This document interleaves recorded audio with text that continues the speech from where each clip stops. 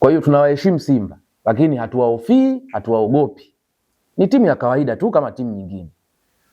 Na nirudie tena, nilisema hivi, sikutaja timu, nilisema hivi, hakuna timu itachukua alama 3 Jamhuri kwa Dodoma Jiji.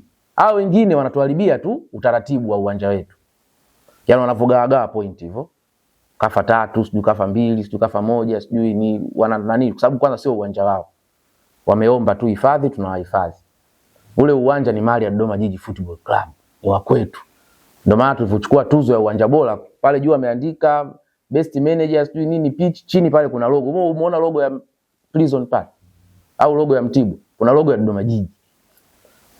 Kwao ni uwanja wetu. Kwao niwaambie Simba na wafuasi wao. Kuna wengine walikuja hapa wakashindwa kurudi Dar, wakawa wanatafuta makazi, naona wanazurura mtaani. Tuwaambie tu kwamba wasije uwanjani na matokeo. Ile mechi ya juzi isije hapa matokeo au uhalisia. Niliwasikia wenyewe walikuwa wanaongea hapa. Wakasema hii nayo mechi iko Jumatano, nikasema wanajua. Kwa mechi iko kesho. Sio mchezo mwepesi.